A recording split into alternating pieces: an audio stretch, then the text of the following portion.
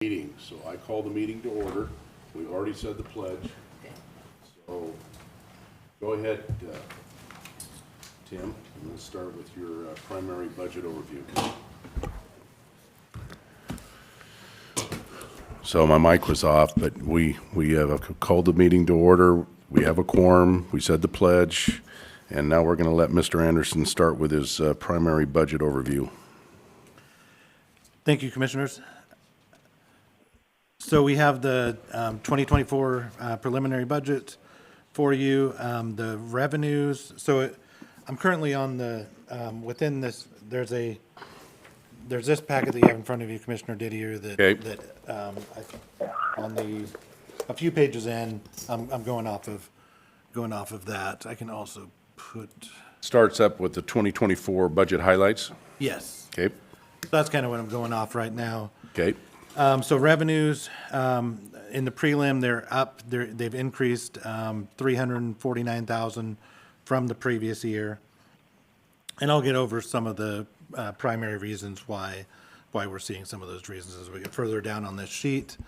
Expenditures, also increased, by $1.1 million. A lot of that has to do with, regular step increases that people would have, as well as there was a unbudgeted COLA that was given last year that it would also be now in the preliminary budget for this year. The beginning fund balance, the 1B there, beginning fund balance is at 7.73 million. That's up slightly from 2023's actual beginning fund balance.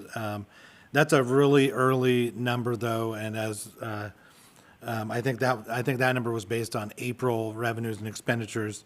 At that point, as time goes on, I'll have a chance to try to dig into that number better to have a better idea of where we're going to wind up this year, which will ultimately be what next year's beginning fund balance is. The ending fund balance, 3.7 compared to 3.6 for the current year, and that's the reason for the $100,000 increase is $100,000 of budgeted salaries and benefits contingency. There's more salaries and benefits, so ultimately the amount that we essentially just it's amounts that we estimate that won't be spent for the year, and so that was increased by $100,000. Okay. On 1C, you have the commissioner's tax decisions, and of course, that's all zeros for the current year because we're not assuming any road shift or 1% levy tax increase or any banked capacity. There's, I think, approximately 100,000, if I recall correctly, of banked capacity left from the previous year that could be taken. Last year, compared to last year, we did a $350,000 road shift. And then approximate numbers of 107,000 on a 1% levy increase and 449,000 in banked capacity that was taken last year. Major revenues, you have the property taxes, which right now it's in at $12 million. That compares to 11 point down at the bottom of that revenue, the property tax section that shows 11,832,771, and that includes all of the road shift and levy increases and stuff from last year. The 12 million is it was an early number. We didn't have the numbers from the assessor's office yet, and so that was the numbers that the treasurer's office gave for so far this year. Down in the next section, you have the sales tax. So this is our primary sales tax that we collect in the treasurer's office. We have it increasing by 100,000. I think for this year, I think we're a couple 100,000 ahead of estimated collections so far this year. We're not. In previous years, for example, in 2022, I think we ended the year about $1 million over budget. We're not seeing those kind of numbers anymore. And so it was budgeted a lot more conservatively this year. Then you have the criminal justice sales tax. We have that up about $350,000 from the previous year. You have 0.3% criminal justice funds. That once again is essentially another sales tax. It's a sales tax collected in our debt service fund for the bonds that we received for the jail and software.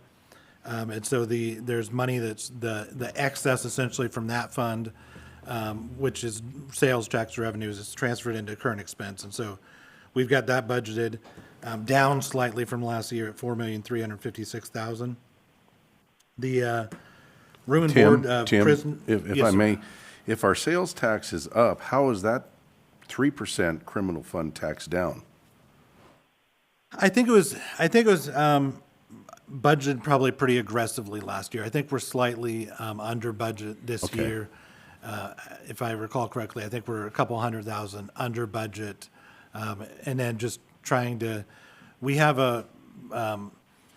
we try to maintain a $500,000 reserve in that fund too. And these are early numbers. I'll look at these again to Okay. make sure if it. I was just curious how if it can one go- could be up and if the it can other. go up or not. But I think it was just a matter of budgeting it pretty aggressively Okay. last year, and I think we're slightly under at Okay. this point. And then the Reuben Board of Prisoners, last year we had 764,000, and this year we got budgeted 1,110,000. It does look like I think we're collecting about on pace to hit that this year. So we're obviously seeing a lot more for. So these are the inmates for the city of Pasco, the housing cost of that, and so pretty significant $250,000 so increase for this budgeted for 2024 budget year. On the next section down, on 3, you have the budgeted baseline salaries and benefits. So you've got $25.7 million for the 2024 prelim budget compared to $24.3 million last year. Once again, a lot of that's step increases and stuff, but you also have that there was COLAs that were given after the budget was approved. We had essentially banked money in contingency for COLAs, and then so it wasn't in the baseline budget, and so that's why you're seeing higher numbers this year compared to last year. Is that retention involved in that? Is that included? No, because retention those though? were one-time. Those Okay. were one-time payment. Just asking. It's more so, and there was also at least 1.5 positions added this last year too. Yep. There was for the therapeutic courts. I know there was a position added, and then I think in probation assessment, they had a half-time position, half-time FTE position, I believe, and that was increased to a full FTE, and so. There was at least a couple or 1.5 positions, and there may have been even more than that. I think there's possibly another FTE in the like OPD. I know at one point I think they had one attorney, and I think now they have 2. I can't remember if that happened in 2024 as well. So there were some new positions added as well that ultimately skew the numbers slightly because there's newer positions that were added on to that are in the 2024 preliminary that were not in last year's. Contingencies we have set at 1.7 million compared to 1.7 million last year. Non-bargaining COLA history, you can see the numbers from previous years, 2% in 21, 2022, 3%, 2023, 5%, and then 2020 prelim, there's not anything. And there were monies given as well for medical benefit increases as well, but this is just strictly the salary portion of increases given to employees. And then number 6, you have the departmental expenditure requests. So for personnel services, there's a total of $769,000 in requests. That includes 4 new positions, 3 of those being brand new positions, one of them a request to move from a miscellaneous fund to current expense. So it's not new to the county, but it's new to new to current expense.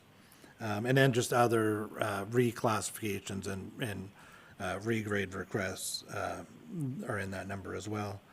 And then total other than personnel services, there's requests of $2.2 million, and then capital expenditure requests of $902,000.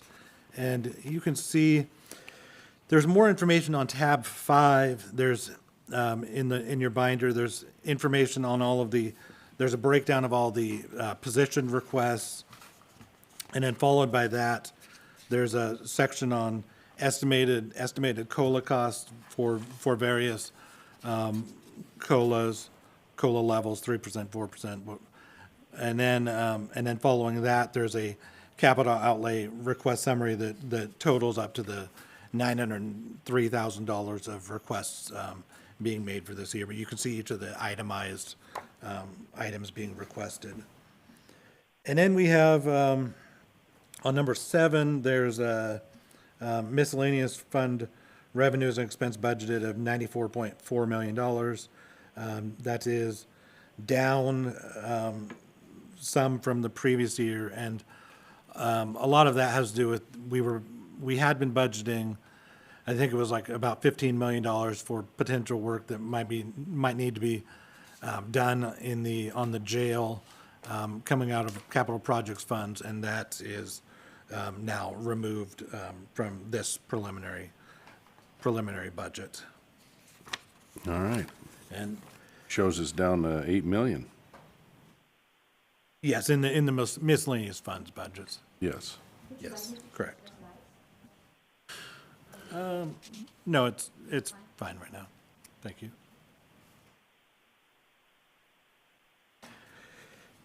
And that's pretty much all I have for you to start. So Rocky, do you have any questions?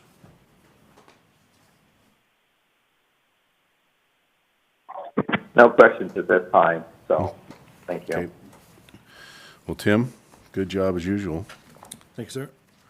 Good looking at the overall picture. We don't look like we're too far out of balance, so we'll see what the asks are. I do have one question. Is there any, is there going to be a road trip this year? That's yet to be determined, Rocky. That's our decision. Okay, well, Last year it was 350,000, and that's down from 1.5 million when I first came into office, I believe, or even higher. Do you remember, Tim, how high it was? It was 1.7, I think. When Yeah, you first came in. 1.7. And we're down to 350,000 at this time. And go ahead. no, I just thought I heard him say that was not counting any road trips, and I thought, well, if we're already had a projection, why, what's the road trip looking like?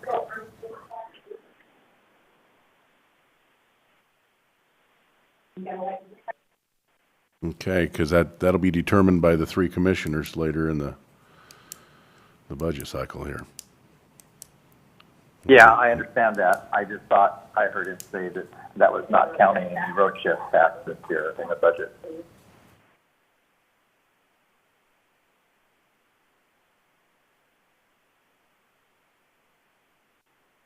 Okay. All righty. So, Tim, is there anything else? I don't have anything else. Okay.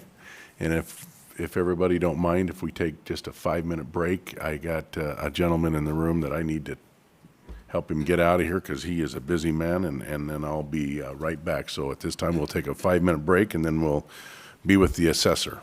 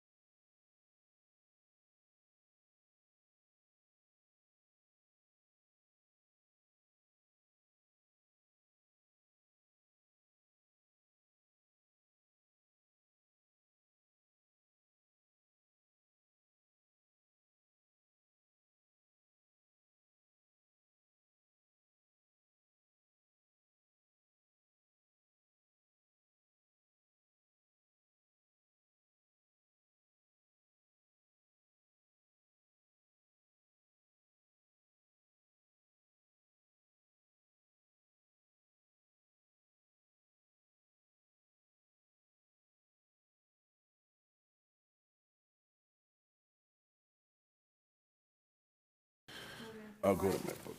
Page 3 on that other. Okay, we are back live. And Commissioner Mullen, are you on the phone still? Do we still have him on the phone?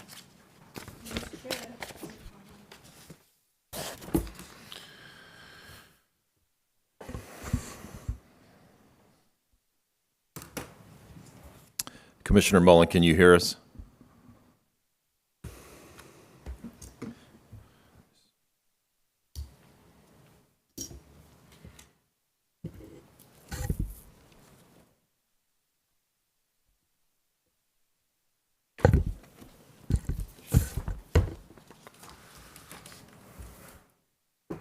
Chair, I'm going to shoot him a text to see if he's still with Please. us.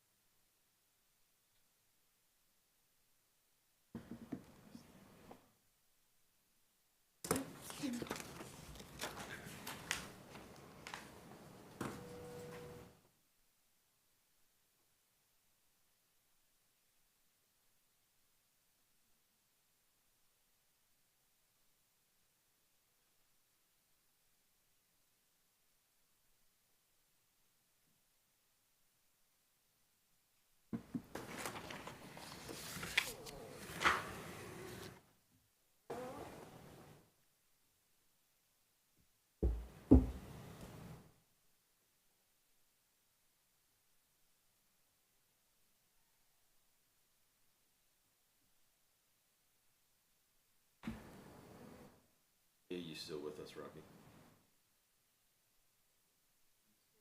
He said he's still online. I'm gonna let you hang up and if you could just acknowledge that you're here. Rocky, can you hear us? Commissioner Mullen?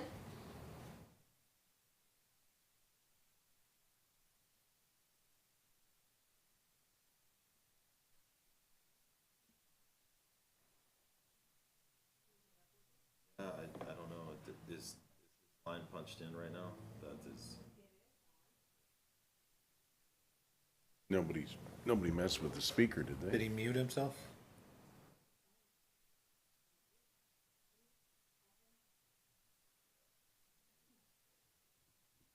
For some reason, we can't hear you on our side. Okay, I'm gonna stop calling you. So can you call back in and I'll just let it ride.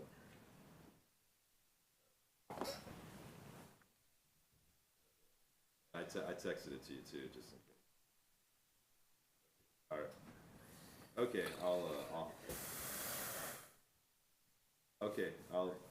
no worries, man. Thanks. All right, so he's gonna call back in. So apparently every time I call him, Is somebody still trying to get a hold of Commissioner Peck so that maybe he can get in here? Jennifer's is continuing to try to get a hold of him, so. This is not good.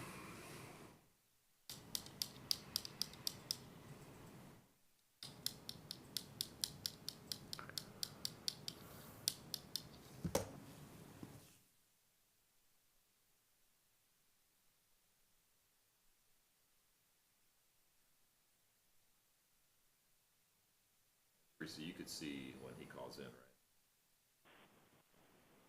Can you make Can you sure? hear me now? There we go. Okay, Rocky, thank you. No, thank you. Commissioner Mullen is back with us. We're on tab 9. First department is the assessor, Mr. Rosenau. Go ahead. Thank you very much, Commissioners. Commissioners, I gave each one of you a couple of handouts. One of them is a 14-page handout that has to do with budget information and requests, of course, from my office, aside from what Tim, a lot of it is duplicate of what Tim has already put in your tab, but I wanted to have stuff from me. The other one is Commissioner Peck had mentioned early on about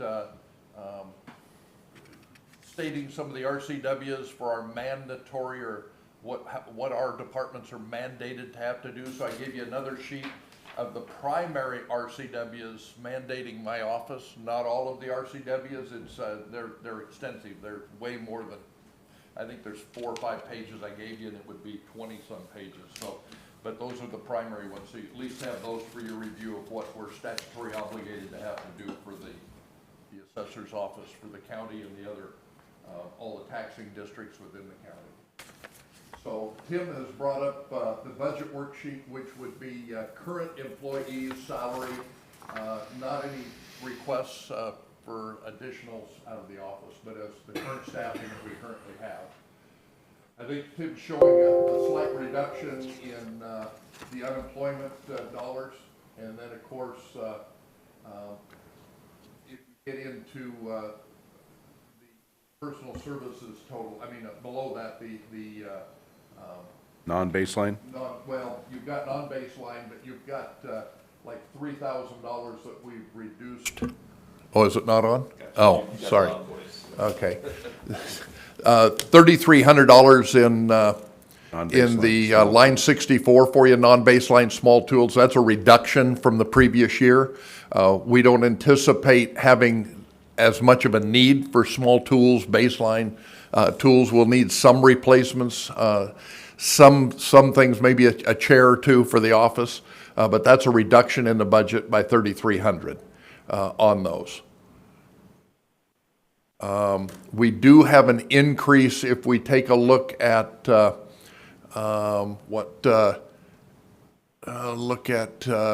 well, the cell phone reimbursement. I don't believe that was ever put in there correctly before. Car allowances, that's something the commissioners passed last year, so we included that $1,800 that would need to be increased in that. One of the notable ones is another postage and shipping, line 65.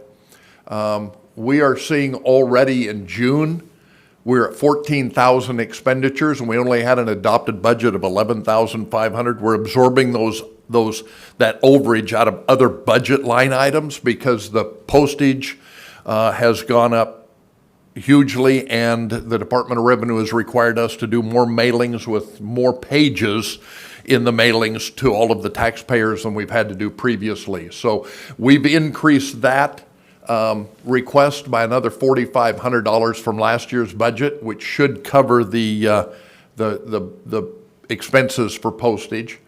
Another $920 on printing and binding, the printing expenses. We certainly have to send out more with the postage, so we have to print more. We are trying to do some of that in-house where it pays for us to do it in-house versus outsourcing. Some of the large ones where we're sending to maybe 25 or 30,000 people, it pays for us to outsource versus try to do it in-house on those. So that's up by $920. Schooling and tuition up by $750. There's continued certifications, continued accreditation, and training that is required. That's a fairly minimal increase. Coming out of COVID, where they had almost everything online and that, they've gone back to a ton of in-person.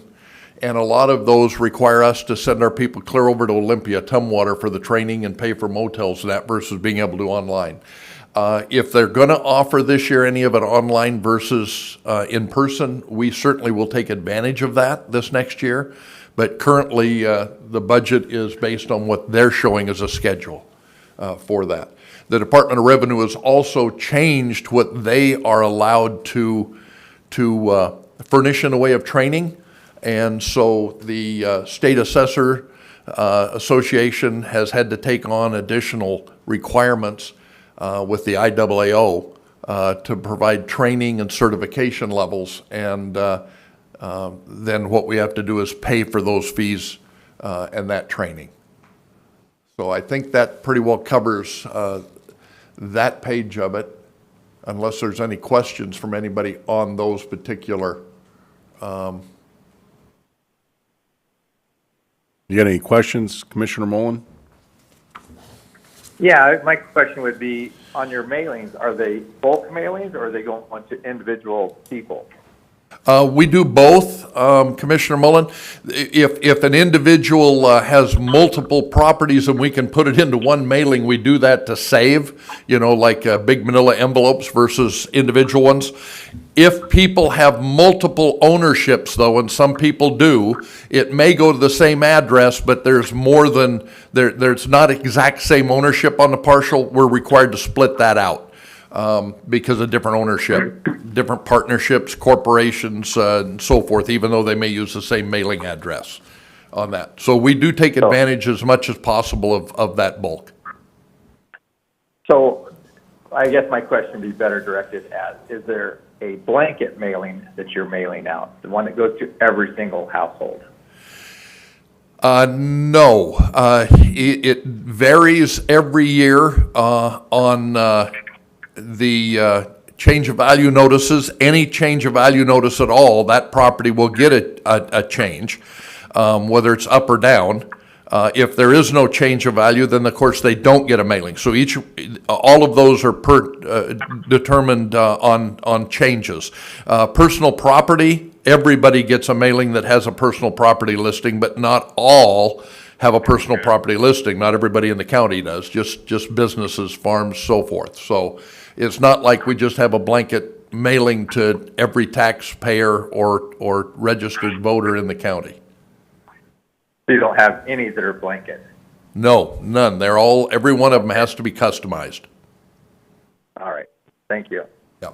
Then these are those postcards, right?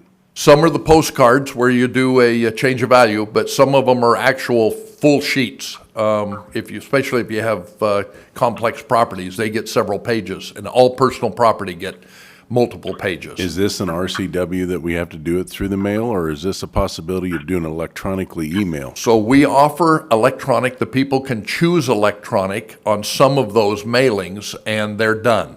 And every mailing that we send out that has the ability for them to do electronic, we send a notice that they can sign up for it electronically as well. Yes. So we would love to have more and more people educated to doing that, but the majority of the people want that piece of paper in their hand to look at. They just do. Yeah, it'll save the county money, so. Yeah, just so make we that- definitely have tried to encourage that, especially on larger corporations and businesses, to get it electronically. And we've got a few doing that. And the ones that have multiple land evaluations would be nice, because like you said, if they have different entities that are owning this land, and you gotta send separate, that's just costing the county more money. Yeah, and on the postcards, of course, we have to send one for every parcel. That's the way that's broke down, because each parcel has a separate valuation. So on the cards, but cards are much cheaper to mail and produce than full envelopes. Yep. We're also been working extensively with the Postal Service, because we'll get back literally hundreds and hundreds of these notices, even the cards. Every year we get them back, where they say they're undeliverable, and yet we go verify they're deliverable. They're the same addresses that they get their tax statements from, the treasurer's bills, and yet for some reason the Postal Service says they're not deliverable. So we go meet with them, we try to get them to correct that, then we have to put them back into envelopes, and we have to pay for that fee again in an envelope rate. So we fight literally with the Federal Postal Service every year on this. Okay. Sounds like it's something we need to remedy with, It would be go nice. electronically. If we can get The the more people- electronically, the more accurate, the better. Absolutely. All right. Yeah, on those. John, what are we spending on postage? Well, currently, as of the end of June, we had 11,000 for the whole year budgeted, and we were over 14,000.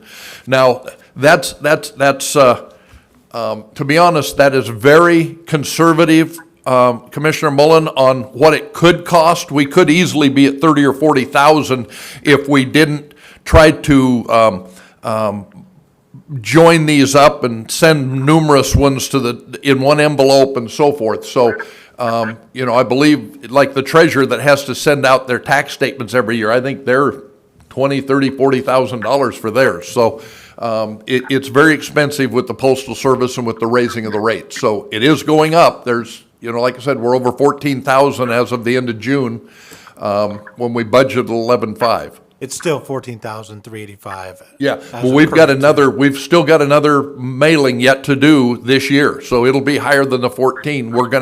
And we will absorb that in other line items.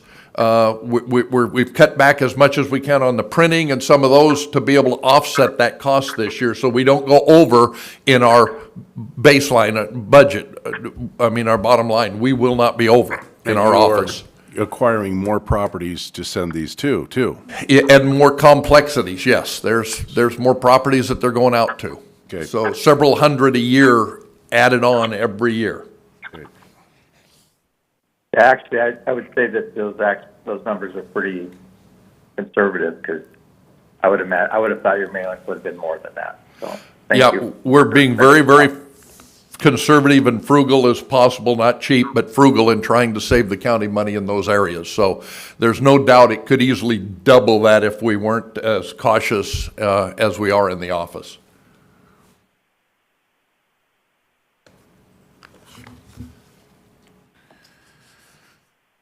So you want to get to, which request you want to go to next, Tim? You have the two positions, so I think either one of those. Okay, so on the sheet that I handed out, Commissioner Mullen, you won't see the sheet, but you've certainly, I've addressed it with you. We've got two requests. One is another ag appraiser, which can also be used in industrial, agricultural, commercial, industrial, and in residential. Because these are union positions, I can't take a residential appraiser and have them go out and do commercial, industrial, or ag, but I can have an ag do everything down to the residential. So we do have a request for that, and in supporting that, I wanted to just show what we've done with new construction on income. And I've given each commissioner a copy of this in the past, but it's the most current sheet. It's my page 14. And it shows that over the last 5 years, just to the county, in new construction, being able to get out and pick up new construction for the county, it has increased the county's budget by more than $2 million. That $2 million is next year, it literally doesn't drop off. It still is $2 million higher than it would have been 5 years ago. Plus any new construction. Now, the new construction, and part of the reason that Tim and the auditor's office does not have certain numbers, final numbers from our office, is because we are still in the process of trying to do new construction. Literally, last year, and I brought it to the commissioners, it was 1,300 permits on new construction we couldn't get to. We prioritized them so they were as minimal as possible impact on any of the taxing districts, but they certainly were still an impact. This year, we still are behind, because we were behind last year, and that puts us behind this year with the staffing we've got. It was anticipated that we would not have near the new construction this year that we had in the previous 4 or 5 years, and I'll just have you consider the new construction for staffing purposes for an appraiser. New construction for 2020 for 2021 was $263 million in new construction. 21 for 22 was $285 million, and 22 for this year was $564 million, which was huge. On that. That brought in extra monies to the county in 2020 of an extra over $370,000 in increase to the budget. 21, it was over $360 million or $360,000 increase to the budget. 22 was over $370,000 or $80,000. And in '23, it was over $600,000 increase to the budgets each of those years. Currently, our new construction isn't finished, or it's just not finished. We're running behind. We're trying to get it done as best as possible. We are running more than the 21 for 22, but less than 22 for 23. So we're definitely more than $280 million in new construction. We're less than the $500 million in new construction. But that still will increase couple hundred or $300,000 to the budget next year, just in the new construction. This is not taking a 1% or increasing the taxes on the taxpayers. And that is just the county's piece of it. If you look on that page 14 I handed out to the commissioners, over the last 5 years, not counting school districts, just the taxing districts from hospital, fire, the city of Mesa, Connell, the roads for the county and the county, we've increased the budgets of the taxing districts by over $5 million by getting new construction done. We do not have the staff to be able to pick it all up right now. We didn't last year. It's even worse this year. We're running even further behind.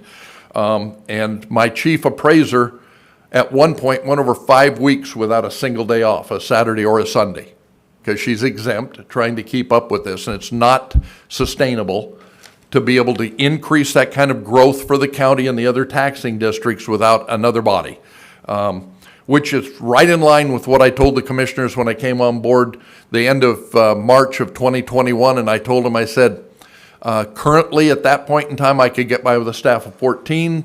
We should be able to justify 16 at that time, and I said, we won't make it 3 years without having to address that. Well, we're 2.5 years, and we need to address it again. So now, with that on the ag, I wanted to point out something else for commissioners to be able to at least consider for that ag position, is they also, the ag appraisers, deal strongly with what's referred to as the current use, which is the exemption that we get for the agricultural side of it if they're farming. If property is coming out of that, maybe there's a development going in and that property has to come out of that agricultural current use. It's no longer going to be farmed. It doesn't get that exemption. Or individuals are abusing that system and they are not using it for agricultural purposes and not showing 3 out of 5 years as a gross income that meets the requirements of it, we remove them from that current use program, because it's designed for the commercial, agricultural, farmer and business that truly deserves it and should be able to rely on it.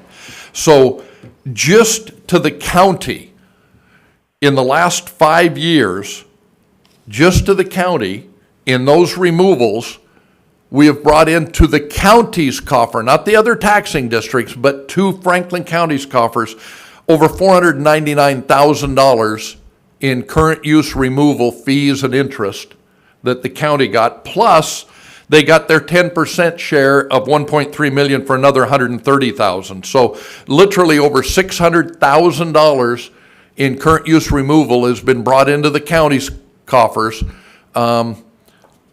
strictly from us administering correctly the current use program within this county. So I wanted to at least bring that up. So if you take And those. you're saying that was Yes. in the last year, 1 year, No, that's the last 5 years. last 5 years? The last 5 years, over $499,000. 600,000 total in the last 5 years. Plus then over 5 million in new construction to the taxing districts, not counting schools. I've left them out because they're kind of they're an outlier on the way that they do the school system. So that increased the county's budgets by that without going in and reshifting to the taxpayers what they shouldn't get. So currently, the inspections for this year, just to give you an idea, the state average is 1,100 inspections, not counting new construction, just the 1/6 of the county that we have to get out to, is 1,100 per appraiser. We're at 1,600 in this county. So those are huge numbers on that for the justification of an appraiser, which actually, them doing their job and us being able to increase the new construction, it'll more than pay for that position easily, many times over if you count our obligation and responsibilities to the other taxing districts. So I'll leave it at that for that, on that request. The other request is for a GIS cartographer specialist.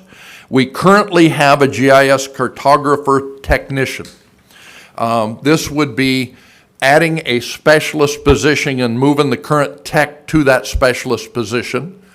That would require them to be able to do some training for a tech, and that reason being is because our current GIS cartographer is scheduled to retire next year. And I have to be able to get someone in early, get them trained. That puts more responsibility on the current person to do the training, so it would move them to a specialist position. That job description was literally approved clear back when Eric was the HR director. Then when he left, Keith re-looked at it. And then when Sam came in, she looked at it, and everything was held off because of the Gallagher wage study, so we didn't get it any further. But if the budgets are approved, then literally the position still has to be brought before the commissioners for a job description to be approved on that. But that would take our current technician, move her to a specialist. It has about just under $8,000 impact in salary over her current position, and has her also work then as a trainer to train the new technician that we would take and post for, try to get them hired. So when our current GIS technician retires next year, we've got somebody up and going. Most counties our size have 2 to 3 people doing that job. We have 1. And you all know, as commissioners, how literally other counties in the neighborhood in the last year and a half, 2 years have tried to steal our person. She has stuck with us, but now we're in the fact she's going to retire, and we got to get somebody in here and get them trained, because you do not bring somebody in and say, just start doing it. It's too critical. That handles everything to do with all the cartography, the mapping, all the land segregation, everything on that. So those are the 2 requests, which I think there's more than justification for those 2 for the reasoning, and the one, of course, would more than pay for itself. All right. So, any questions? Any questions, Commissioner Mullen? No. All righty. Okay, Well, thank you. John, could I ask, yes. on the GIS cartographer specialist position, with the tech, it was a tech position moving to a different specialist position or The something? tech position would still be there for the new person that we would be bringing in to train under the specialist. So we would hire somebody to be trained by her at the tech level. Whether they would be eligible after she retires to move to a specialist position or need to stay at a tech position would totally depend upon their qualifications and our needs at that time. So this is truly just one ad. It's not, there's not an ad and a change in another position or anything like that? This is an ad. The position she would vacate would be the trainee that we would bring in, or the person being trained. I'm just trying to make sure if there's any additional cost or any additional savings. No, that's why I from put this other- as total costs all the way to include your benefits and everything in this position, because the other position would still be being filled. Now, currently, that position is at a 16, level 7, step 7. That would have to be approved by the commissioners for anything above a step 1. So currently, we would post for that position at a step 1, see what kind of applicants we get, qualifications and so forth, and then, if need be, come before the commissioners for anything other than a step 1, which would be a significant reduction from what she's currently making now. Way more than the $8,000 increase to move her to a specialist from a technician. Thanks, John. You bet. Thank you, John. Any other questions on that? I think we're good. So John, Yes. who are you going to have as a backup in case that person doesn't work out or doesn't stay? Well, we do not have the budget monies for that currently, Commissioner. We will have to do our very best at selective. hiring, and do our best at offering them the right step level if they are highly qualified for it. It might be that I come to the commissioners, and it would have to be approved by you commissioners in the future to actually maybe move them to that specialist position and get another tech for a backup, or actually, there's not even backup, there's enough work to do there. The person that we have now, Commissioner, has been doing this for over 30 years. Started out when it was hand drafting on drafting tables, and now everything is computerized. And literally, she can work circles around 2 of any of the GISs in the neighboring counties. So that's why I was saying, normally a county our size has 2 to 3 people doing that. We have 1. So in the future, it may be needed that we would have to keep somebody at the specialist, or have 2 techs rather than a specialist and a tech. Depends on the caliber of the person that we get and how well they get trained. All right, thank you. All righty, thank you, John. Thank you, Commissioners.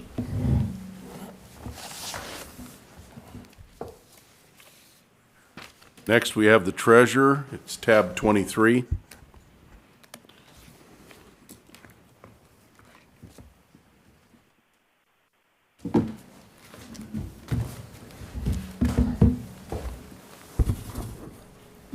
Good morning. Good morning.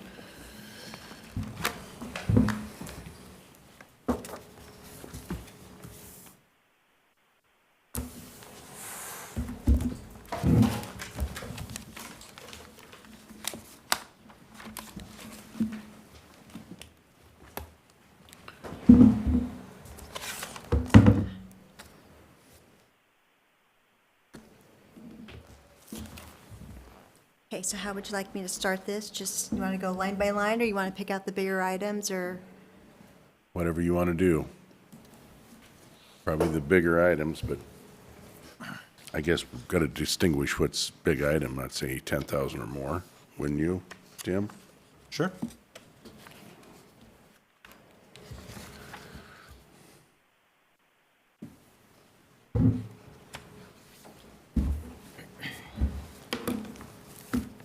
Okay, so far, we're going to do the property tax. So right now, that was all on John here, so I'm sorry, I did not hear. He's budgeted 12,000, Oh, so we're, 12 million. 12 million, I'm sorry, yes. so, what's going here? The property tax line, we just hard estimate at this time until they have the budget submitted by the districts and we have all the levies. It's really impossible to give you a number, and so we really just go off of current year collection. And that's kind of what we're going off of for this. So that's at 12 million. Yeah. Yeah. Tentatively. Once closer to the December date, when the budget is brought officially, there will be a way more accurate number. You bet. Working with the assessor's office and with John, once we have all the levies and everything in. Yep. Okay. Okay, for sales tax, we have the 6 million, and last year we were budgeted at 6.7. And I'm decreasing that because I see it, and this year is 6.8. I'm decreasing that, I'm only increasing it 100,000. Yeah, 100,000, just because I've seen the sales tax decrease from last year to this year. Yeah. COVID's over, so people are back out shopping at the stores. Okay, leasehold tax. Last year, the budget was 245. This year, I'm gonna do 207. Okay. My excise, local excise admin fee. Last year, we were at 48. I'm gonna keep it the same. Okay. License and franchise, it's the same at 16,000. This federal direct grant, Department of Treasury, it was a one-time local tribal consistency assistance, and we have received 153,893, and then we'll get the same amount for this year. So that's just, and then after this year, it's done. I have it listed at 154,393. Right. We- That's what we had budgeted for 2023, because in 2022, when we applied for it, we weren't sure what it's gonna be, but it's about $500 less than what we budgeted for. Gotcha. Okay. It's one of those estimate numbers based on. All right. Okay, so Department of Management, Interior Bureau of Land Management, it's 180, we're keeping it the same. Okay. Fish and Wildlife, we're keeping it the same. The PILT money, Energy PILT. That is based on, we're increasing it. Well, I'm sorry, yes. We're keeping it the same, so the privilege taxes, we're increasing it, and that's basically, comes from the assessors' billings from the assessor, so, That's DNR PILT. no, that is the, the energy PILT, yes. And the PUD privilege tax, it's generated of nuclear energy and what is used within the county. Electricity. Am I getting ahead of you here? No, You we're okay? good. Okay. You keeping up, Commissioner Mullen? Everything good? Everything's good. I just didn't understand that she said the sales tax was up or was it down compared to last year? So we're still increasing sales tax total collection, but it's, the trend from last year is now down. No, he's I don't- talking the PILT I tax. thought you said sales tax. Is it sales tax, Mr. Mullen? Did you say PILT or sales tax? Sales tax. Oh, excuse me. I thought you said PILT. So the sales tax, we're still increasing $100,000 to the total budget, because we're still $187,000 over budget for the year from what we increased the prior year. But there is a trend where we're starting to collect less this year than we were collecting the prior year. So the increase isn't as significant as we've seen in the past year. If you look at the past 2 years, I think we've been increasing roughly $400,000 or $500,000 at a time. I think we've kind of peaked at where it's been around 6.7, 6.8 million for the year is a fair assessment if the trend continues. So we're still increasing the total for the year, but the increase it's a lot smaller than it has been in the past. All right, thank you. Okay, so criminal justice state tax, I'm increasing it from 975,000 to 1.01 million. The liquor excise tax stays the same. The liquor board profit stays the same. So we're going to go down to excise state admin fee of 1.3%. We've increased it by $10,000 from 120 to 130. Penalties and interest. This is, we've only increased it from 230 to 250,000. This is going to slowly decrease because there was a state law that the penalty taxes interest was at 1%. Now it's going to be at it's at now at 0.75%, and then the penalties at the 3% and June and December have gone away. So we're going to see a decrease on our collection on the interest and penalties. So the interest rates on this common citizen for a loan has went up, but these interest rates are going backwards. Is that state legislature that voted this through? Yeah, and so this happened during COVID. They passed some language where they thought the 1% per month for late fees plus the 3% penalty on top of the 1% 2 times a year was too high. And so this was done by legislation to help individuals that are delinquent on their property taxes. And so because of that, there's more, I guess there's more incentive potentially for people to hold off and not pay on time. And not be as penalized. And we haven't seen that too much, but for the people that do pay late, we're definitely penalizing them a lot less. If you look at our budget in the past, we've gone from collecting $800,000 in penalties to, about $240,000 a year. So there's definitely about a 70% decrease in the penalty amount we collect. So how long do you penalize? Now you're not really penalizing, but how long do you let this go on before we have you actually take possession? 3 years. We're 3 years. So the length doesn't change. It's still the same amount before we foreclose on it. It's just the total amount they pay in actual fees Right. changes. And there is, it's not for, there is more legislation in there where you could dive into where it's not everybody across the board. So if everybody has like investment properties and commercial properties, those interests is still different. It's mostly for residential that have 4 houses or less. And so you have to differentiate the two now in the system. And those are the ones that are getting the less penalties. But most of the people that were delinquent was just your resident or your regular owned home. Okay. So the penalty for failure to list personal property, this is really generated from the assessor's office, but we're keeping that the same. Investment interest. Do you want to talk about that, or? Yeah, I could jump in here. This is going to be the hardest line to forecast. This was talked a little bit about prior week too, and we're currently on pace to collect $2 million, give or take, for the year. However, when we look at interest and when we look at residual cash, there's a lot of suggestion that the prior years or the current year's collection is going to be hard to repeat. So I think from a county perspective, if we over budget investment interest, we're putting ourselves at a liability a little bit in the sense of we could underperform. And it's one of those numbers that, there's no crystal ball to look at and tell you where interest is going to stand next year. Just for the purpose of this conversation, I know it's going to be hard to see. I printed a little chart that kind of shows where interest has been in the past, looking at the last 10 years. And we are definitely in territory that we haven't seen before. Interest is at 5.5%, give or take, a 90-day yield.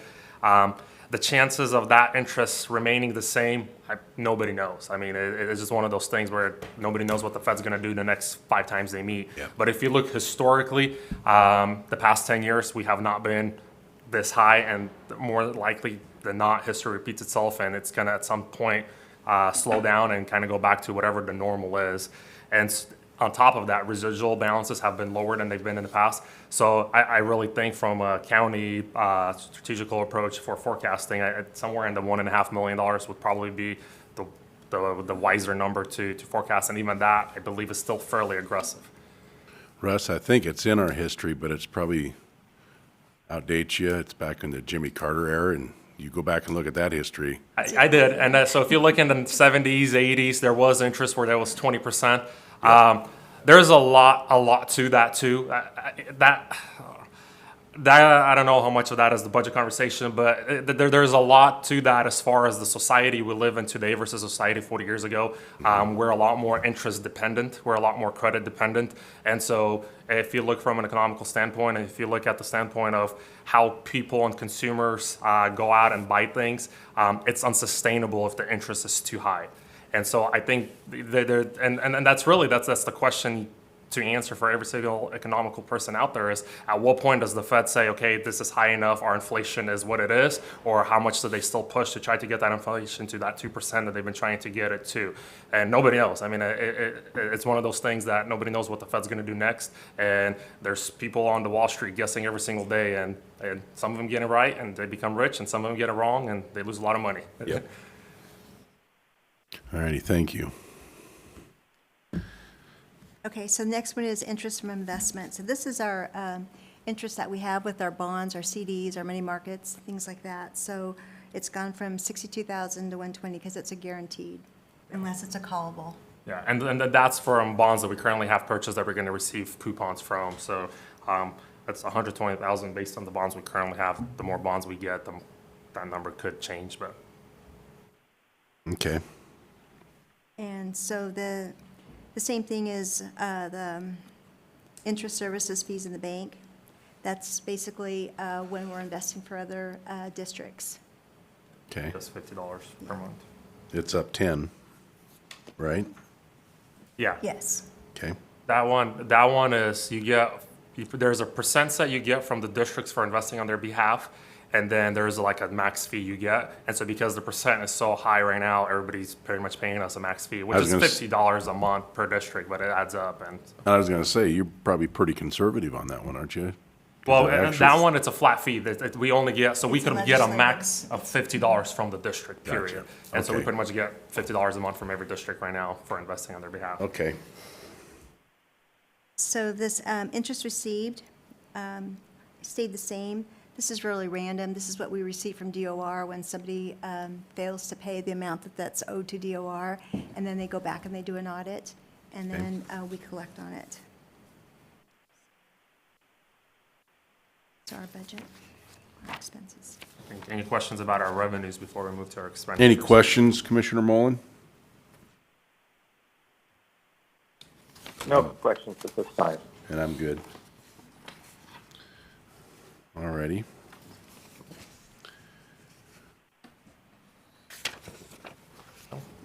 Okay, so I'm gonna talk a little bit about expenditures. There's a couple things that we're looking to increase. First thing being our office and supply line. If you look historically for the last 10 years at our office, we've actually decreased from like 4,400 to 4,100 back in 16, 17. And we've been pretty conservative with the amount we spend on office supplies. I think it's got to a point where supplies are high and we're find ourselves trying to recycle binders, recycle folders and things like that. And I mean, it's a minimal amounts, but it adds up through the year. And I think we're at a point where we only have so much supplies to carry over year to year. Our supplies are low. We used to have boxes of paper just sitting there to, carry it over. We've kind of gone through all that. And so I think it's time where we kind of look at a little increase and increase our supplies by $1,000, kind of what we projected. So. Okay, Then moving through most of the stuff that the next couple lines, that's contract stuff, like the armor car, that doesn't change, that's a state contract. The professional services, that doesn't change. The postage and shipping and freight, that's what we pay for our mailing for statements.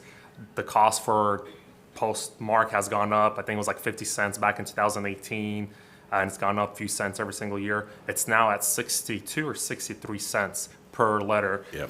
So I have an invoice that I could provide to the commissioners if they're interested. But pretty much our last year's invoice for mailing was $20,090 to send out all the statements. And we're required by law to send the statements to every single individual. So it's one of those costs that we can't really control. It is what it is as far as that's how much it costs to get all those statements out there. We've been budgeted $15,000. We've spent more than that $15,000 the last couple of years. We just took it out from other lines to make it happen and pay for it. But we're at a point where that budget probably needs to be increased. okay. And then the same thing goes with printing and binding. Those two kind of go with hand in hand with each other because we use Master's Touch to print and then to mail. As mailing costs have increased, as you can imagine, their printing costs have increased too. So that's just the cost of getting those statements printed.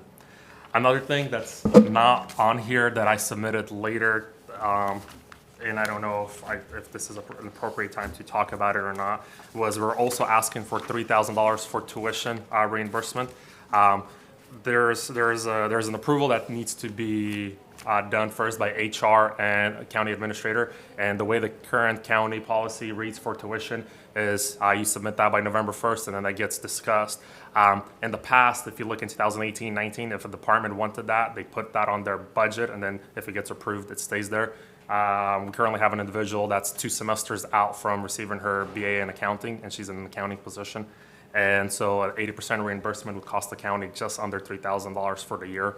It's about $2,900 and change. And so I did put in for that. I sent the stuff to HR last week, and I sent the increase to the auditor's office last week as well. But that is something that we're requesting at this time too. And if that person decides to leave, then they pay us back for that tuition? So the way the current policy reads is if they within the first year if they leave, yes. Right. And then I believe year 1 to year 2, they pay back a portion of that. Yes.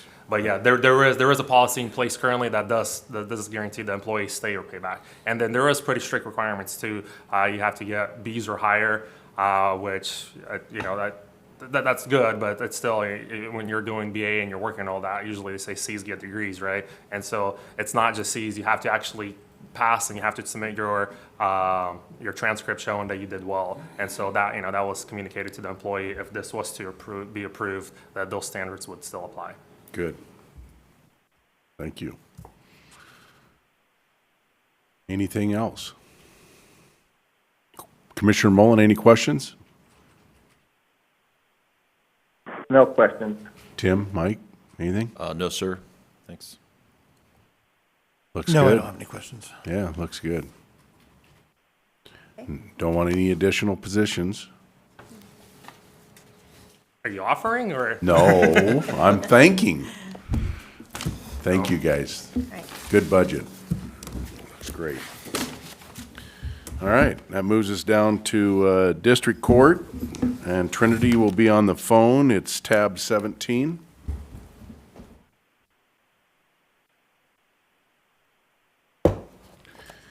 Hey, good morning. Good morning. How are you guys? Judge Orozco, can you hear us?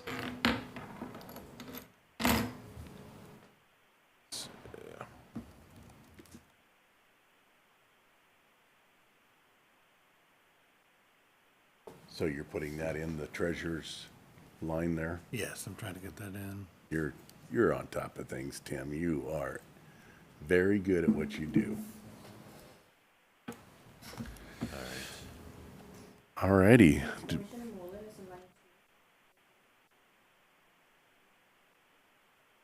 Yeah, I know she's been holding on, so I've been kind of texting with her back and forth, so she should be ready to go.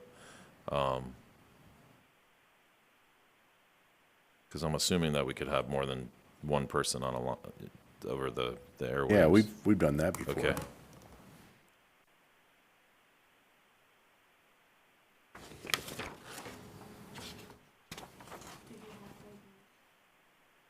I think she's gonna call. Oh, she says she's trying. Or do you want to call her? Yes. It was around 29, I want to say 2,900, Okay. if I remember correctly. I know it wasn't 3,000, so. I hear something.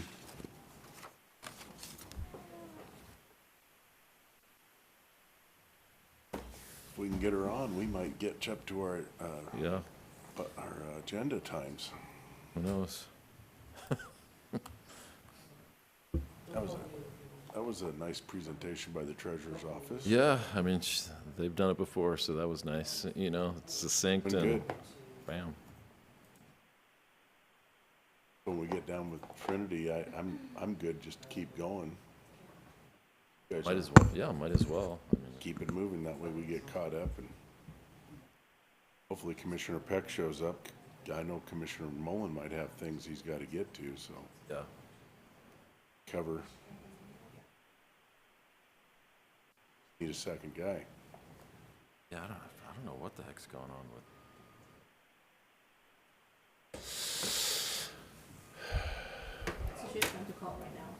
Okay. Trinity's trying to call in right now, Commissioner Mullen. Okay.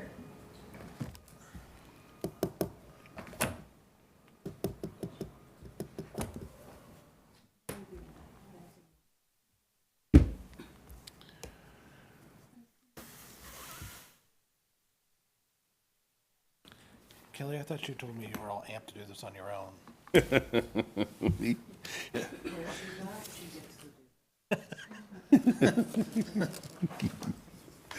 Oh, Bigfoot over there, he likes to cause trouble. You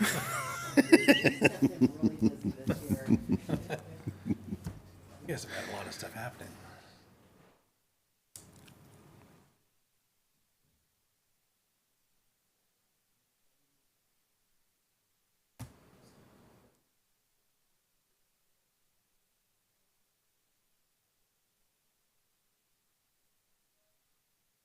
I hear a voice. Okay, I have you on speaker.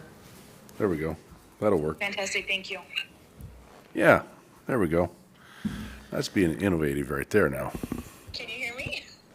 Yes, I can hear you. You might want to get it closer. There you go. Okay. Go ahead. Okay, well, first I submitted a letter. I don't know if you've all had an opportunity to review that. I did email that out yesterday, Chair, yesterday evening, so it should be in your inbox. Okay. Okay, well, I'll Okay. review it quickly just because I did also email it and then dropped off a hand copy last week. But it does discuss kind of the issues we had with our anticipated revenue and the fiscal changes that we've had related to a number of issues this year, and including the waiver of fines, as we know from state Zena, which does require the court to waive or reduce fines regarding an individual's ability to pay. There's also some other issues that we're facing specifically related to the number of infractions or cases filed and then the resolution of those cases. These are situations the court doesn't have much control over as far as what we can do and what's being done. In that sense, we're kind of the paper pushers. We process documents and keep files going. But in response to those, we do have a few solutions. First, we have, let's see, here we go. First, we've increased our contact with the community. So we're starting up a program which will allow us to use a system we already have for free, which will allow us to contact individuals via email or text, reminding them of upcoming payments and as well as their hearings. A lot of times people forget that they have court or they forget that payments are due, which results in those fines and fees going to collection. We're hoping that this will avoid some of those issues. I have met with other jurisdictions and they've indicated that they've seen an 80% decrease in failures to appear and also cases going to collection just by virtue of texting these people, those reminders. We've also seen an increase for our probation as far as how much work they're completing.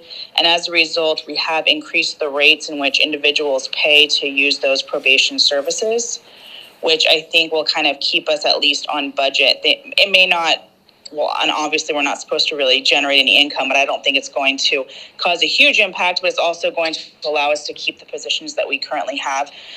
Finally, we've opened up our work crew program.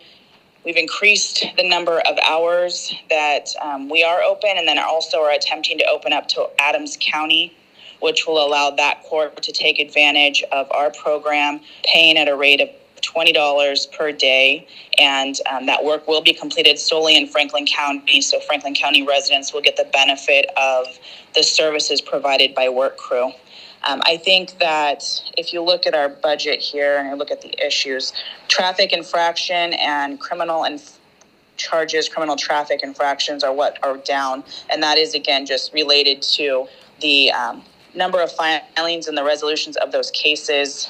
Now that we have a change in those pursuit laws, I think that we will see an increase in the filings. I think a lot of it had to do with the fact that officers were concerned that they were unable to pursue individuals without access or the ability to use processes and procedures they had previously used. And I think that we're probably going to see an increase there. Do you have any questions regarding that first budget issue? No questions here. Commissioner Mullen, any questions? No. Continue, Trinity. Okay, and then salaries, we were down somewhat this year just because of the transition in a number of positions. We've had individuals transition to new positions, and that's at a lower step. So, and then there was some open positions that we had that kind of saved us in the budget there. So I think we're good in that regard. Our probation budget, which is, looks like I think 1270 is on track. And we're not really having any concerns in our probation budget. I think that it also, as I said, may increase slightly next year just due to the fact that we are increasing some of those probation rates due to the increase in work that our probation officers are performing. We do have the grant budget, which is 1280, and we all know that it was 281,691, of which we've been working on opening the office, buying the supplies. We've hired an employee, doing all of what's required. As far as the grant is concerned, we did file our first grant report. I believe it was October 12th, and we should be receiving reimbursement for the first A19 that we submitted within the month from that date. The next A19 and grant report is due in January. If our costs have increased during that time period, I can file for reimbursement monthly, and we'll just kind of look at what we spend this next month and decide whether or not it would be beneficial for the county and our department to file that A19 monthly versus quarterly. Finally, we have 128, which is a trial court improvement. This is of no fiscal impact to our current expenses. It's income that we receive based on the judges in the county, and we use that for computers and updating different devices. We currently discovered that our listening devices in our courtroom were not working, and so we are getting a quote to fix that problem and possibly add new microphones so that they can connect well. But again, this will not have any impact on the county's budget. Okay. And are there any questions regarding those budgets or those Questions, Commissioner departments? Mullen? Any questions? I don't either, Trinity. You did a good job.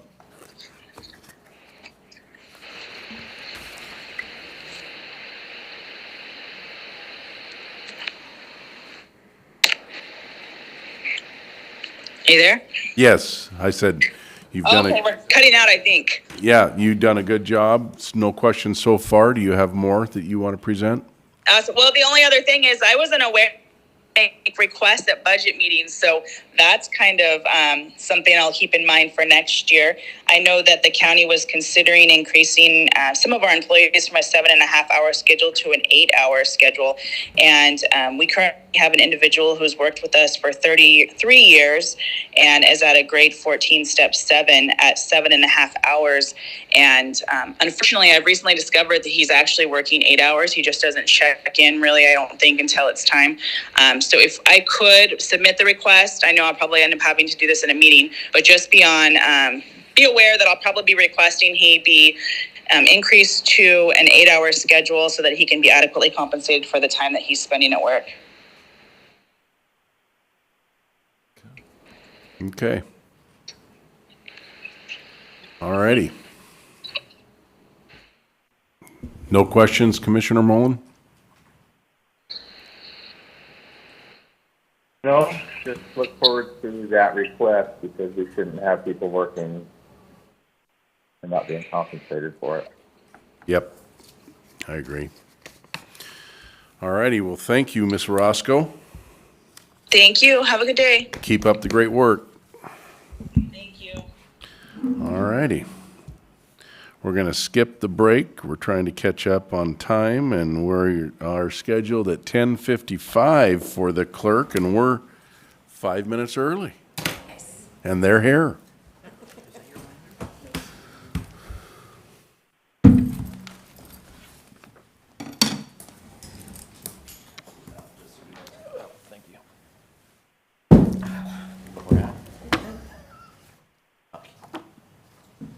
Thank you, sir.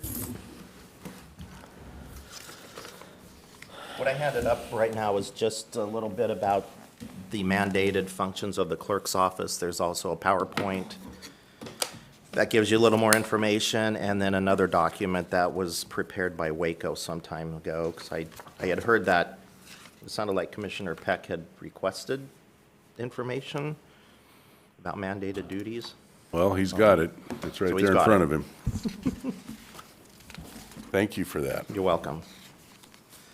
So I have my Chief Deputy Ruby here and my Finance Officer Connie with me as well, in case they have any input that they would like to add if I forget something. So pretty much our budget is status quo from years. Excuse me. yeah, go ahead. Sorry to interrupt, but this is tab 12 for anybody that's following. I apologize for not making that announcement. Go ahead, Mr. Okay, Killian. so again, this budget's pretty much status quo, other than, our fines and fees have dropped drastically, just like Judge Orozco mentioned. The state no longer allows us to collect the $100 fee on our legal financial obligations. However, we still do collect on those. We have over $74 million in adult fines, $1.9 million in juvenile fines, so a total of $76 million in fines and fees that are owed to the county. We also have restitution amount of $23 million for the adults and almost $2 million, or $200,000 rather, for the juvenile. And we can actively collect on restitution. Fines and fees, we just have to let them come in and make those payments. However, we do garnishments, wage assignments on folks as well to try to get them to pay those fines and fees. But the court is zeroing out all of those fines and fees on the judgment and sentences. The state asks for them, but the judges are crossing them all out, which is a big hit to the county. But we're still doing the paperwork, still processing all of this as mandated by the state. So,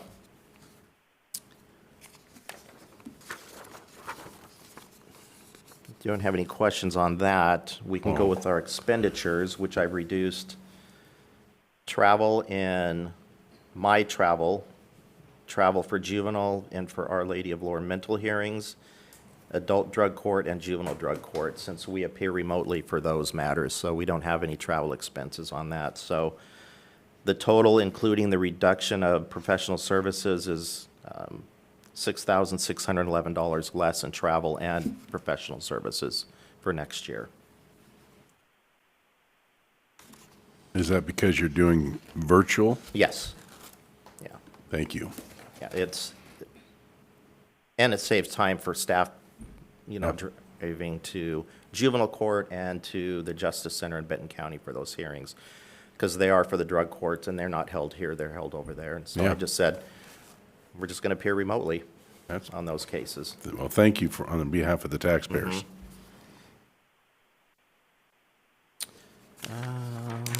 Let's see. That's pretty much on the 160 budget, unless you have any questions. Well, I would like to ask you, were those, you said 74 million? And that all comes to Franklin County?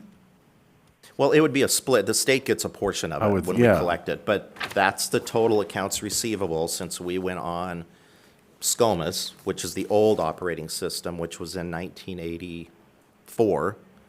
So they've carried, they stay on the books year after year after year.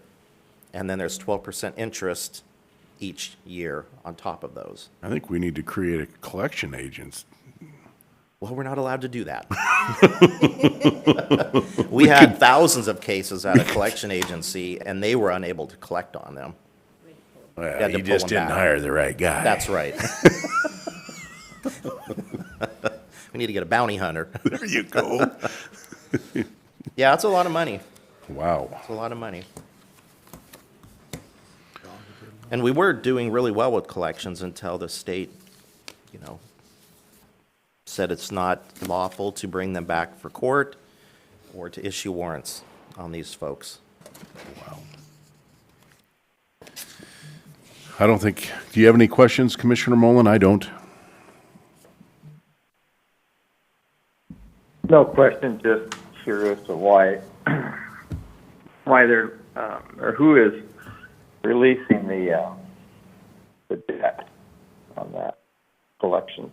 I didn't hear that last part. Who's releasing? Who's releasing the debt on the collections? It sounds like the state has mandated the release of that. They haven't mandated the release of it. They just mandated that we can't actively You can't collect on them. collect on it. Right. Other than the wage assignments, which we can do. Michael, is that for All right, thank you. felony cases or is it? Felonies. So felonies, yeah. And they don't distinguish between what a person makes for a living. Is it just across the board? They wiped it out?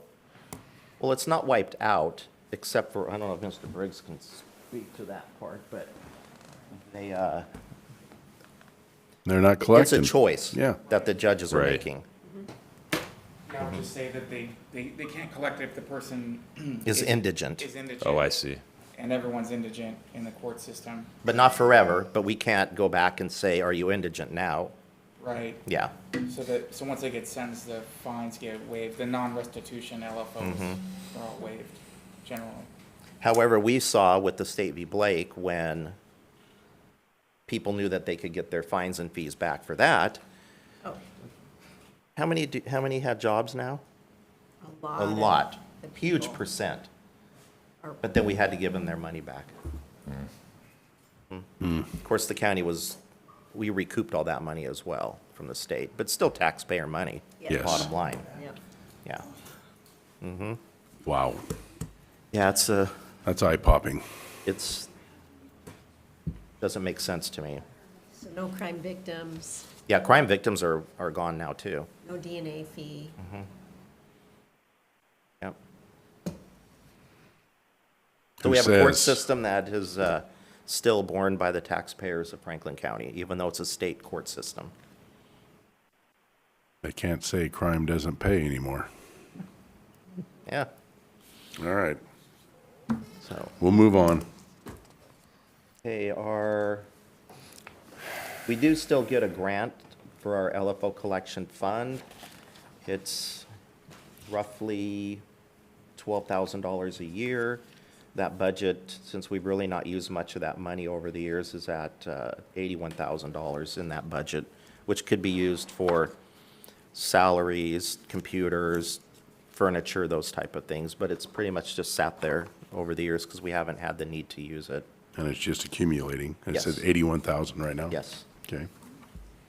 And then our courthouse facilitator, that is a user fee. We also collect money through the auditor's office, through the marriage licenses to offset that.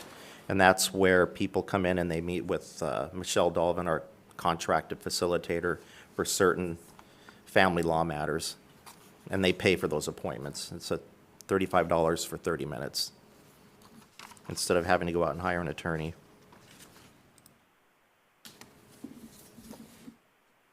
So those are pretty easy budgets to talk about. I don't know if Connie had anything to add? I just wanted to, kind of pretty much touched on the wage assignments that we are still currently working down there on the wage assignments, as far as collection wise. That's pretty much what we can do. We're pretty successful in that area. Depending upon the job, our collection amount would range from $100 to, $1,500 per week, depending on the place of employment. But we've been pretty successful, which is good. Yes. It did take a while, though, because we have to use the employment security database. And it Yes. took us 6 months for the state to finally get it working again with our new contract, because we have to sign a new contract every year. Yes. And since they work remotely most of the time, it was like talking to a brick wall for many, many, many months to try to get them, to get the contract signed. So that contract, what does that entail? Them saying, okay, here's your new contract, I approve it, they approve it, but it took almost 6 months, didn't it? Yes, and then once they allow us, once they approve it, then we can get back onto employment security and start searching for employment for our defendants. Gotcha. That's our only base of, well, our big base Main, of locating employment for our defendants. Because we're not, we don't keep that information like Social Security and that kind of thing on the Odyssey system, and we get that and match that with the employment security. Even though by law, they're supposed to keep their address and employment Yes, information updated with the clerk's office, but they don't. And then there's no mechanism for us to, say they're in violation of that. No, No. top down. Yeah. Thank you. Do you have anything that you wanted to add, Ruby? Ruby? I just wanted to mention that in reviewing the preliminary budget, we did see several change requests in the current expense for other offices reclassifying in several areas. And just a reminder that we had been working with HR since January 2022 to get our deputy clerks reclassified. And we brought that in our 2023 budget and were told, no, absolutely not. We had to wait for the salary study. Our people are still waiting on a salary study and have been underpaid since the last salary study in 2018. So I just wanted to take a moment to advocate for them one more time. They're underpaid, they work very hard, and they need a raise. Thank you. Thank And you. we haven't had an increase in staffing since 2014 in our office, even with the growth in the county. We've been able to, streamline operations. We're cross-trained, so that's helped a lot. We've actually decreased our positions. We had 2 mid-management positions. We dropped down to deputy clerk positions, saving the county in 2 positions in that regard. And then we also absorbed a part-time scanning position into our existing positions. So we continue to work hard to streamline everything. But it works our people harder, so they do need to be compensated. I do want to thank you for being so efficient and effective. Thank you. We will consider. And Chair, the salary study is about 75% complete. Their area has been complete. So I was talking to Tim this morning about that. The intent was to release the entire study as one. I don't necessarily see a problem, releasing the parts that are finished to help out with this process. Tim says we do have some buffer time before COLA decisions are made. So, and I don't mind sharing that individually with the department. So they have but if you guys can give me an opportunity to kind of present it the correct way, because there's some language in there where we can't have comparators and it gets a little sticky wickets with the with the unions. So with the counties that we're using, so we get an accurate reflection, for full transparency for the public. We can't necessarily compare ourselves apples to Benton County, Right. because they're a larger county with more of a tax base. But we can frame it as it's a kind of more of a market analysis than apples to apples. But it sort of begs the question. We live in such a unique area, but not to bore the public, but I'll get you guys that information so you have an accurate look at what's happening. And I just wanted to say, on my behalf, tell them thank you very much for being patient. Will do. Was there any additional talk about, since Judge Orozco mentioned someone being, working 8 hours but not being compensated? I had heard there was some talk about possibly moving the union, of course, that's a negotiation issue, to 8 hours as well.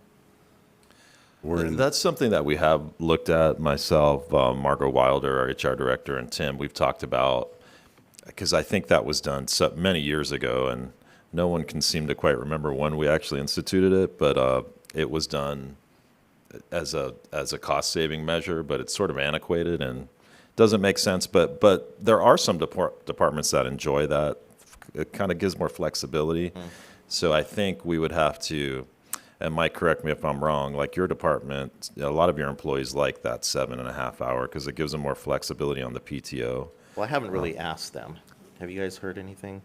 Yeah, so, I mean, it would give them sort of a natural raise just to work the 8. Right. And Margo, you might want to step in to lend some context if I'm kind of teeing this up wrong, but that's kind of my understanding is, and obviously there would be more cost to the county. Right. Yep. But you also wouldn't be kind of piecemealing, and it would be more of a classic 8-hour day.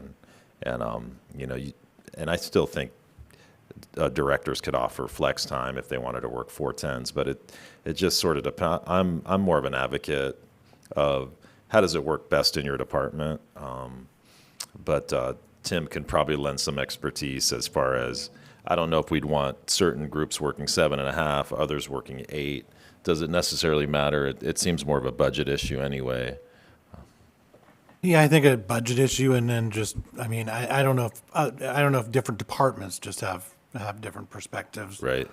On it as well. Yeah, I mean, I'm more of a classic 8-hour person because it makes more sense because you have certain people coming in at 8:30 and then working different hours, 4/10s. Well, I mean, I think it does throw a wrench into when you are looking at other Right. counties and how much they pay, and if they're paying 8. 8-hour versus Right. we're paying Yeah. 7.5 hour, well, you automatically have an adjuster that you have to do because we're different than they are. Right. Right, and that's kind of been the challenge with the salary study as we looked at it, because a lot work 8 hours, and so we're trying to compare apples to apples with a little bit different nuance. So, but we're looking at hourly rate, and then Right. so Okay. Just wanted to bring that up.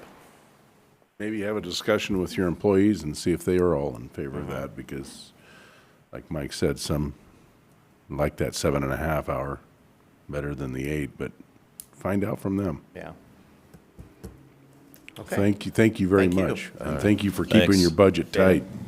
Right.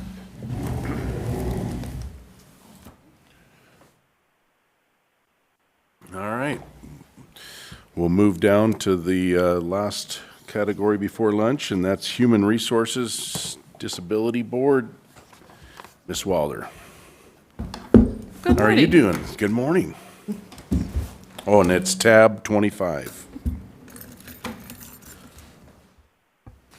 Full disclosure, my eye's been twitching, so it's not like I'm giving anybody a stink eye, just so you know. I don't know. I've got quite a few of them lately. It's been twitching all morning, so it's been quite fun. Okay, so start with human resources, is that where we're starting? Yes. Okay. Being that this is my first budget, I pretty much kept everything pretty much in line from what it was last year with a few additional increases. Do we just want to go over the increases? Is that Yeah, I think so. work? The salary, I pretty much got all that from Tim anyway. All the steps looked correct, or at least for at the time. So I did add a little to the overtime. There wasn't any budgeted last year. There was a little bit spent, so we did the 900. And that's just to kind of help offset. There was so far $313,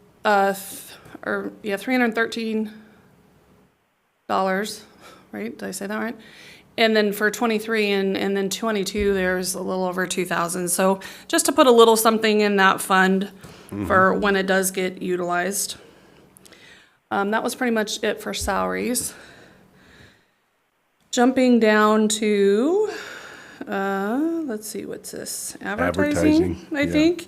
Yeah, just adding a little additional. So with having the OPD and the prosecuting office issues this year, some of the places that they request us to advertise are about $450 for a month of advertising, which can chew up your budget pretty quickly when you're applying or advertising for these kind of places. And they're very specialized. It was like the prosecutor's attorney's website, the bar association, that kind of thing. So just adding a little bit more in for next year to offset the increases that we've had from this year. Background checks, kind of a similar thing, just of how many people that we've had leave and then are being brought on. And there's an increase to the fees for the background check software or the program that we use. So just to add a little bit extra in there to offset those costs.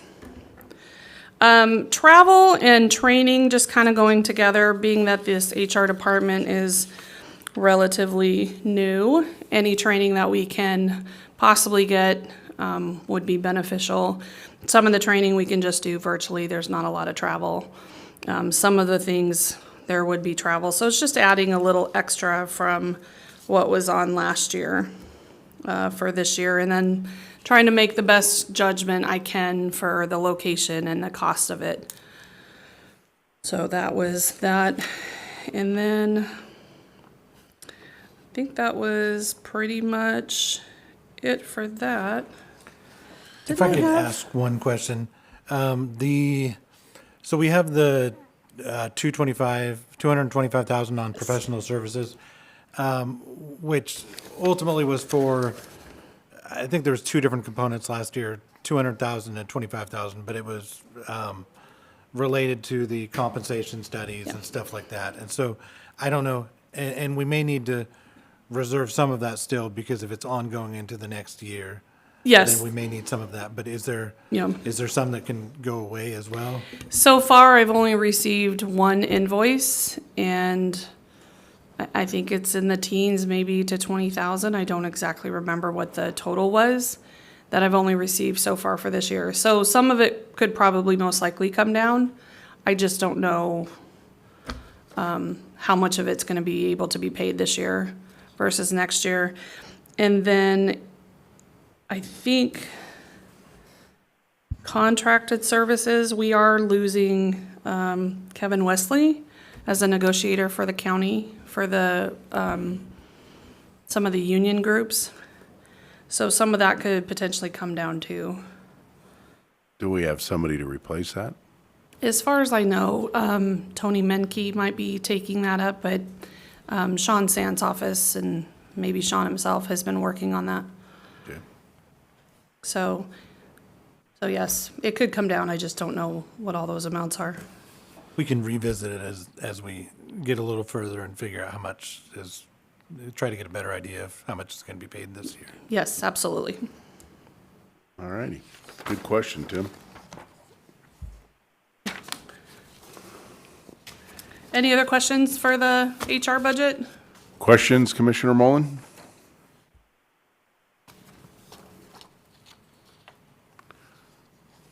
Did we lose him?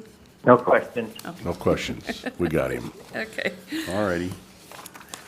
The disability board, there's a few increases on this one.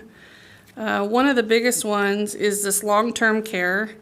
And already this year, I had to ask for, I think it was 110,000. There is a retiree who is in need of this long-term care. And the bill is pretty significant. It's about $10,000 a month. So we had to already move some money over this year. So we're expecting that to continue. I don't see a end date at this point. So that's going to be a pretty significant addition to the budget for next year. And then just the Medicare premiums, they are kind of going up with the inflation or whatnot. So just a minor increase for that one. Just office and operating supplies, just a minor increase for that. Prescription reimbursements also going up a little bit. For the most part, most of the other reimbursements are pretty status quo. And then I'm not exactly sure. I try to kind of leave it, but just increase for the registration and travel of this. There was sorry, let me get this other piece of paper. WSLEA conference. I don't exactly know what that is, but it was on for last year, so I thought, well, if we figure out what it is, we can possibly attend that if need be, or some of the disability board members could go to that. So I just added a little bit extra for the $100. increase. Just $100, right? Yes. Yeah. Yeah. And if they can attend virtually, I would strongly. Oh, yes, suggest it. absolutely. Yes. Yeah. All righty. Any questions, Commissioner Mullen, on the disability board? No. Okay. You got anything else? Nope, I've got nothing else for you. Wow, that was easy. Where's the easy button? Margot, just for the public, can you tell them what the disability board does? Because a lot of people don't know the function. So there's one retirement that was the left one, which this is very nutshells, so there's going to be more to it than what I could speak to. But basically, all of the medical costs for a past retirement gets paid for. There are 5, 6 retirees on it still. Somewhere around there. I Yeah. can't- Yeah, it's right around that. It's like 5 or 6 5 that to are 7. still on it. So the disability board is made up of 4 members through law enforcement, firefighters. Commissioner Mullen is on it. There's a civilian and the mayor of Mesa, I believe. So they just basically go through and make sure that all of the requests for reimbursement are part of the policy and, you know, that we're not covering something that we shouldn't be covering and that sort of thing. So, Thanks. yeah, you're welcome. Thank you. Yeah, you're welcome. Enjoy your lunch. Thank you. Yeah, I don't think we can do anything else because that's our scheduled lunch break, so look at that, we're ahead of schedule now. Jeez. Attaboy. All right, so, Efficient. Way to quarterback this thing. yeah, at this point in time, then we will adjourn for lunch and come back after lunch for the sheriff, and looks like he's got the whole afternoon here. Corrections and then communications, so starts at 1 o'clock, so we'll adjourn till 1 o'clock.